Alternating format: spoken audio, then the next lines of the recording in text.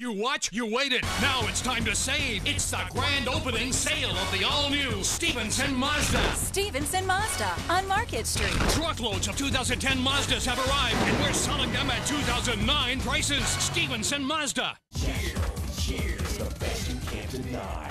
INFINITY.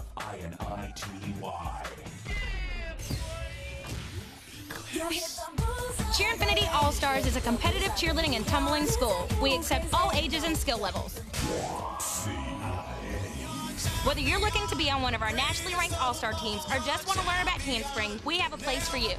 Cheerinfinity All-Stars, where beginners become champions.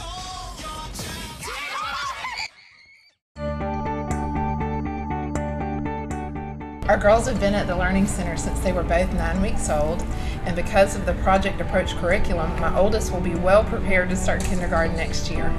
We are so comfortable leaving our girls at the Learning Center each day because the teachers are loving and professional and treat our girls as if they're family.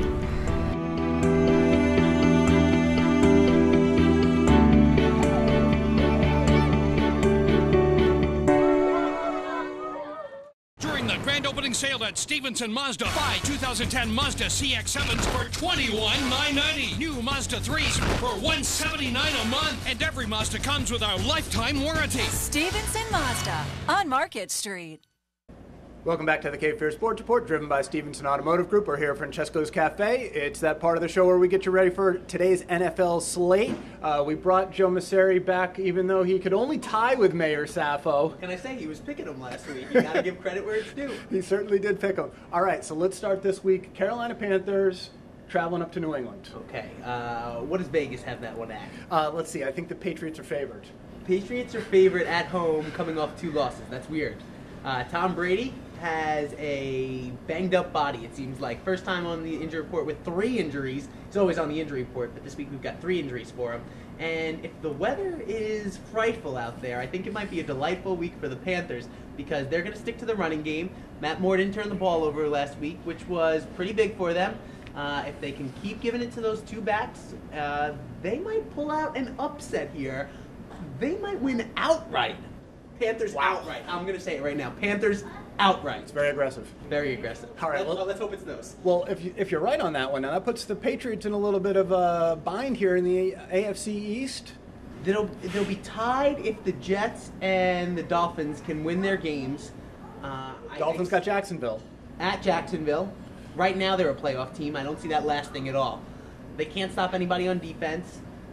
It's kind of like a home away from home for the Dolphins because there might be more Dolphins fans there than there are Jaguars fans because the Jaguars can't sell out a game this season, which is utterly ridiculous when we're talking about the NFL. I think they start to fall back to the crowd a little bit here, the Jaguars. I think the Dolphins upset them with their running game, and we're tied atop the AFC Well, we could have a 3-way tie if the Jets beat Tampa Bay. And Tampa Bay is not very good this week. They're not very good. They're not very good at all. Tampa Bay is playing a Jets team that has Mark Sanchez injured. Guy wanted to play, but they're rested. They're coming off that Thursday game in Toronto, and I think the well-rested team goes on the road and wins this one. 3-way tie atop the AFC East. Still think the Patriots are going to win the division, though, when it's all said and done. Tampa Bay this week. Wilmington native Connor Barth with a game-winning field goal. No way. No Absolutely. way. He had one great week, 50-yard field goals. Now 3 of them. Yeah, but now he's come back. All right, let's move on. Let's go AFC East to NFC East. It's still up for grabs. San Diego at Dallas. Okay, everybody that I've heard is picking the Chargers this week. They are 3-point underdogs on the road at Dallas. I think people are nuts. They're expecting the usual December collapse by the Cowboys, but Tony Romo had a great game last week. And if the Cowboys can limit the big play, you look at the 70-yard screen pass to Rondane, you look at the punt return they had there, it was the big plays that hurt the Cowboys last week. I think they come home this week, the running game gets back on track, and they take this game, especially looking at San Diego, who couldn't put a team away last week in Cleveland.